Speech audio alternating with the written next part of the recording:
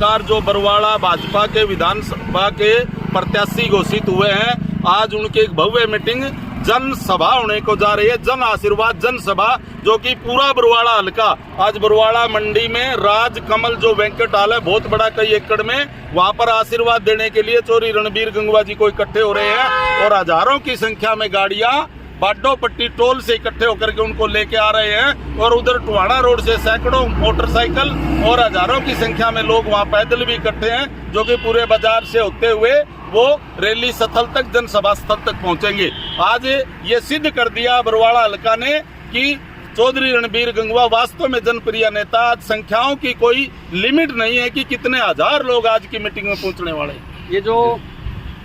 व्यक्ति हैं बरवाड़ा के हैं, बाहर से आए हैं? ये चौधरी रणबीर गंगवा पूरे हरियाणा के जनप्रिय नेता हैं और जो जहां इनका रेजिडेंस है केवल और केवल, जो कि हम जमींदारू भाषा में कहते हैं, डोड़ पर डोड़ लगा, जहां इनकी कोठी है उसकी पिछली साइड से बरवाड़ा हल्का शुरू होता है। वो है चौधरी रणबीर गंगवा जी। इसका मतलब ये है अपोजिशन के पास कोई शब्द नहीं है चौधरी रणबीर गंगवा जी के खिलाफ बोलने का। ऐसा नेता आपको दिया है, ऐसा उम्मीदवार आपको दिया है। गंगवा साहब का जो नाम है वो हल्का में देखा, उन्होंने जो हुआ इनको बरवाड़ा में भेजा जाए, वहां भी कमल खिलाना है और बरवाड़ा में दे और कर्ज इनके ऊपर जब चढ़ेगा और ये कर्ज को ब्याज के साथ आप सब लोगों का काम करके चुकाएंगे, ये मैं गारंटी देता हूं। और इसकी जो है गारंटी यहाँ पे बैठे हुए सभी लोग देते हैं। आप इनको जिताएं, बड़े बहुमत से जिताएं और सरकार में जो इनका पद होगा आपको बहुत फायदा मिलेगा। बहुत बहुत धन्यवाद। ज्यादा नहीं बोल सकता मैं और इनको कार्यकर्ता साथियों, मैं तो एक बात कह के अपना स्थान नहीं करता हूँ।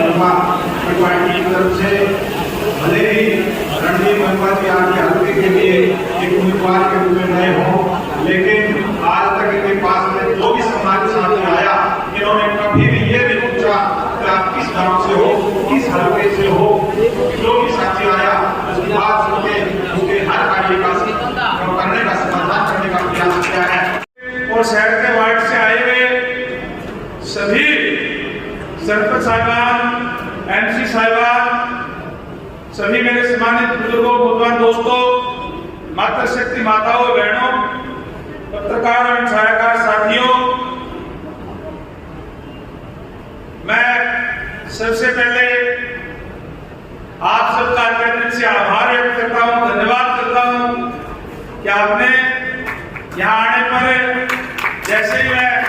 बरवाड़ा के अंदर आया, आते ही जो बरवाड़ा के शहर के अंदर एंट्री पे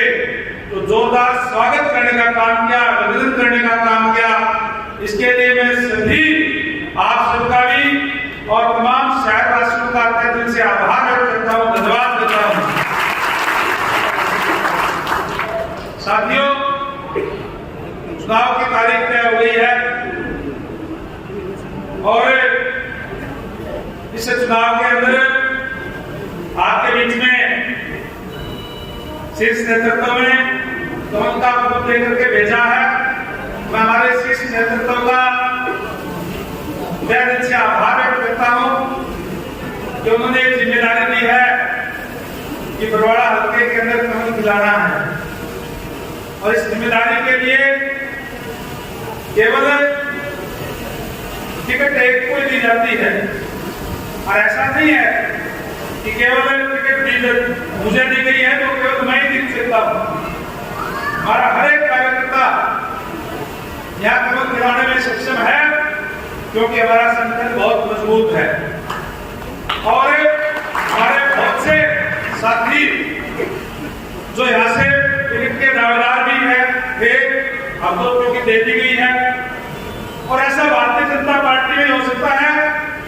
कि आपके बीच में सुरेंद्र पुनिया जी लगातार यहाँ से चुनाव जिन्होंने लड़ा हमेशा आपके बीच में रहते हैं और इन्होंने श्रम आकर के आपसे अपील करने का काम भी किया है और मुझे ये कहा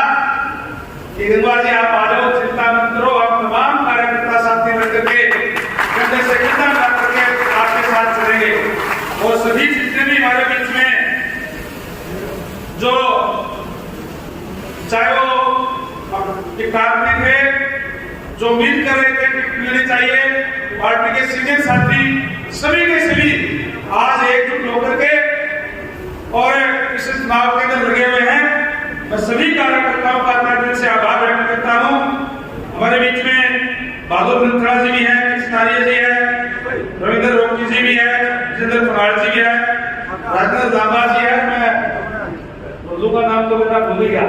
तो कह देगा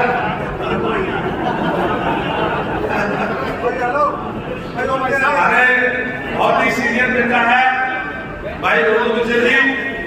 जिन्होंने आपके सामने सारी बातें रखी। साथियों, मैं तो केवल आपसे एक ही गुजारिश करूंगा कि आप सारे साथी एकजुट होकर के और जब चुनाव में हम लड़ेंगे तो कोई भी ताकत आप लोगों के सामने टिक नहीं सकती है। पर इसमें भाई गुरदूर जी है, हमें तो पहले लगातार नलवा हल्का से चुनाव लड़े हैं और नलवा हल्का के अंदर भी कोई साधारण लोगों के सामने चुनाव नहीं लड़े, चाहे वो प्रदेश के मुख्यमंत्री तक भी रहे हो, वित्त मंत्री रहे, फाइनेंस मिनिस्टर भी और गृह मंत्री भी रहे, वो लोग सामने चुनाव लड़ रहे थे। मैं एक साधारण कार्यकर्ता था, लेकिन केवल चुनाव मैंने नहीं लड़ा, सभी कार्यकर्ताओं ने एकजुट होकर के चुनाव लड़ा तो चुनाव के अंदर जीत हासिल हुई। इसी तरीके से मैं आप लोगों से गुजारिश और विनती करूंगा कि हम एकजुट होकर के जिस तरीके से आज पूरे प्रदेश के अंदर जो माहौल बना हुआ है वो भारतीय जनता पार्टी के पक्ष में है, क्योंकि 10 साल से जिस तरीके से भारतीय जनता पार्टी ने जिस ट्रांसपेरेंसी के साथ सरकार चलाने का काम किया, पहले अपने तोड़दार जी ने युवाओं के अंदर एक विश्वास पैदा करने का काम किया कि बिना कच्ची के नौकरियां देने का काम किया। पहले भूपेंद्र सिंह हुड्डा जी के राज के अंदर नौकरियों की सरेआम बोली लगती थी, हर एक नौकरी के रेट क्या थे, सिपाही लगना है तो 8 लाख रुपए दो, मास्टर लगना है तो 10 लाख दो, लेक्चरर लगना है तो 15 लाख रुपए दो। इस तरीके से अलग अलग रेट फिक्स थे और युवाओं के अंदर बड़ी चिंता थी। युवा पढ़ने से भी अपने रास्ते से भी भटक गया था, क्योंकि वो सोचता था कि मैं पढ़ तो लूंगा लेकिन मेरे माँ बाप के पास पैसा नहीं है, मेरे माँ बाप के पास पॉलिटिकल सिपास नहीं है, मेरा नंबर नहीं आएगा। आज चाहे वो मजदूर का बेटा है, चाहे किसान का बेटा है, चाहे दुकानदार का बेटा है, अगर वो पढ़ाई के अंदर इंटेलिजेंट है तो उसका नंबर आ रहा है, किसी के पास जाने की जरूरत नहीं है। इसी तरीके से हरियाणा में हरियाणवी एकता नारा देकर के समान विकास कराने का काम किया। जहां भूपेंद्र सिंह हुड्डा जी के राज में रोहतक से बाहर कहीं कोई विकास दिखाई नहीं देता था, आज समान विकास कराने का काम हमारी सरकार ने करने का काम किया है। हमारे वर्तमान मुख्यमंत्री आदरणीय नायब सैनी जी, जिनको बहुत कम समय मिला, क्योंकि मुख्यमंत्री बनते ही आचार संहिता लग गई थी और आचार संहिता के बाद केवल 2 महीने का टाइम मिला और उन 2 महीनों के टाइम के अंदर ऐतिहासिक फैसले लेने का काम किया, जिससे आज धरातल तक उसका लाभ पहुंच रहा है। ऐसा हरियाणा के अंदर पहली बार हुआ है कि बरसात लेट हुई तो सभी किसान भाइयों के खातों के अंदर प्रति एकड़ के हिसाब से 2-2 हजार रुपए डालने का काम किया, क्योंकि उनको पता है, एक छोटे किसान परिवार से आते हैं, उनको पता है कि जब बरसात लेट हुई है तो किसान का खर्चा बढ़ गया। चाहे हमारे जो कच्चे कर्मचारी थे, जिनके साथ भूपेंद्र सिंह हुड्डा जी के राज में बहुत अन्याय होता था,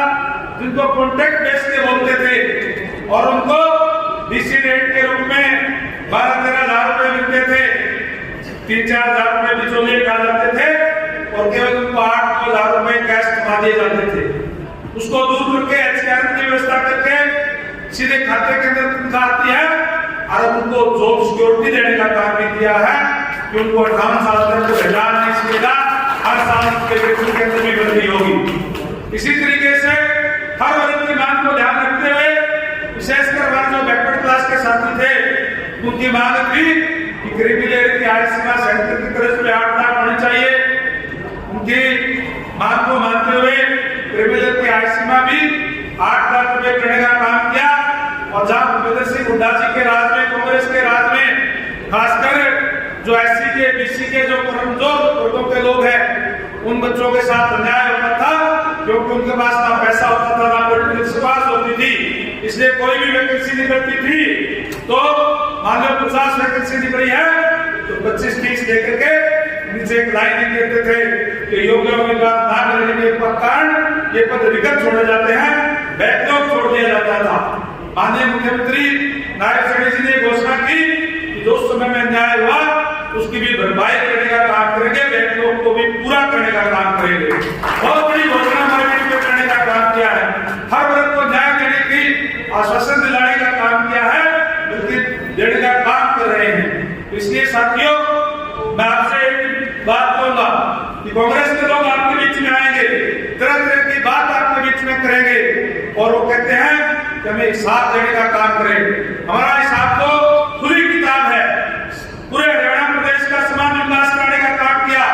युवाओं के साथ न्याय करने का काम किया। हरियाणा प्रदेश एक ऐसा प्रदेश है जिसके अंदर सारी की सारी वस्तुएं एमएसपी में खरीदी जा रही है और कोई भी प्रदेश ऐसा नहीं, चाहे हमारे साथ लगता पंजाब है, चाहे राजस्थान है, चाहे दूसरे स्टेट है, केवल हरियाणा प्रदेश के अंदर खरीदी जा रही है। और आज हर जिला हाईवे के साथ जोड़ दिया गया है। आप सारी चीजें हम देख रहे हैं, हमारा हिसाब तो बिल्कुल क्लियर है। हिसाब देने का काम भूपेंद्र सिंह जी हुड्डा करे कि उनके राज के अंदर आपने युवाओं के साथ क्यों अनदेखी करने का काम किया, क्यों आपने युवाओं की नौकरी को बेचने का काम किया, क्यों कमजोर वर्गों के साथ आप लोगों ने अन्याय करने का काम किया। चाहे उनके राज के अंदर तो लोगों को गांव से पलायन होने तक का नौबत आ गई थी। आपने देखा होगा कि किस तरीके से, चाहे वो मृत्यु कांड हो, चाहे डाबरा कांड हो, चाहे भाड़ा कांड हो, चाहे बगाना कांड हो, अनेक कांड उनके राज के अंदर हुए। और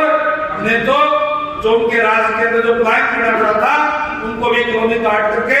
फंसाने का काम किया है। गरीब लोगों को 100 गज के प्लाट देने की घोषणा हमारे माननीय मुख्यमंत्री ने की है।